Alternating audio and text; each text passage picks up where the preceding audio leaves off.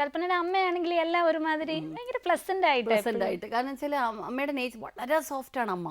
ഞങ്ങളെ നീ എന്ന് പോലും എൻ്റെ അമ്മ വിളിച്ചിട്ടില്ല, അടിച്ചിട്ടില്ല, വഴക്ക് പറഞ്ഞിട്ടില്ല, ശാസിച്ചിട്ടില്ല. കാരണം എൻ്റെ അച്ഛനും അമ്മയും 16 വയസ്സ് വ്യത്യാസം ഉണ്ടായിരുന്നു. അപ്പോൾ അച്ഛനും ഞങ്ങളുടെ മക്കളിൽ ഒരാളായിട്ടേ അമ്മയെ കണ്ടിട്ടുള്ളൂ. അപ്പോൾ അച്ഛനും അമ്മയും അച്ഛൻ്റെ നേരെ അമ്മ പോത്തു പോലുമില്ല. പക്ഷെ അമ്മയുടെ കളികളെന്ന് പറഞ്ഞാൽ രാവിലെ അമ്മയുടെ കളികൾ രാവിലെ ഞങ്ങൾ സ്കൂളിൽ പോകാൻ നിൽക്കുമ്പോൾ അമ്മയും ഞങ്ങൾ തമ്മിൽ വലിയ വയസ്സ് വ്യത്യാസമില്ല. കുഞ്ഞുകളിയാ, ഇപ്പോഴും അത് മാറിയിട്ടില്ല എന്നുള്ളതാണ്. അപ്പോൾ ഇന്ന് ഞങ്ങളുടെ മക്കൾ അമ്മയെ വഴക്ക് പറയുന്നത് ഞങ്ങൾ ഓമനി. കാരണം വെച്ചാൽ ഇപ്പോൾ രാവിലെ അമ്മ പോകുമ്പോൾ രാവിലെ ഞങ്ങൾ 5 പേര് യൂണിഫോം ആയിട്ട് നിൽക്കുകയാണെ. അപ്പം അമ്മയുടെ ഒരു ഒറ്റ കറി അമ്മയ്ക്ക് ഉണ്ടാക്കാൻ അറിയാവും എന്ന്. പക്ഷെ ഇന്നത് അമ്മ വെച്ചപ്പോൾ അതിന് ടേസ്റ്റ് പോരാന്.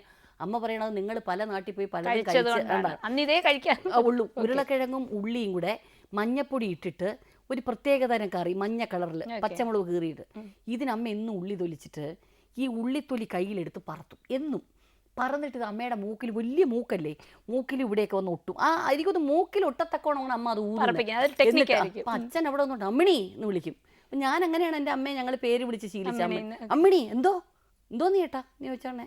പിള്ളേർക്ക് പോകണമെന്ന് മണി 9 നിൽക്കി ഉള്ളിത്തൊലി ഒന്ന് എടുക്കട്ടെ. ഞാൻ മക്കളെ ഈ ഉള്ളിത്തൊലി ഇടുമക്കളെ. ഞങ്ങൾ 5 പേരും ചുറ്റിന്ന് അമ്മയുടെ ഉള്ളിത്തൊലി ഇങ്ങനെ എടുക്കും. പിന്നെ അമ്മയുടെ ഫേവറേറ്റ് കളി കേട്ടോ, വൈകിട്ട് വന്ന ഏത് അമ്മമാരും മക്കൾക്ക് ഹോംവർക്ക് എഴുതാനല്ലേ പറയും.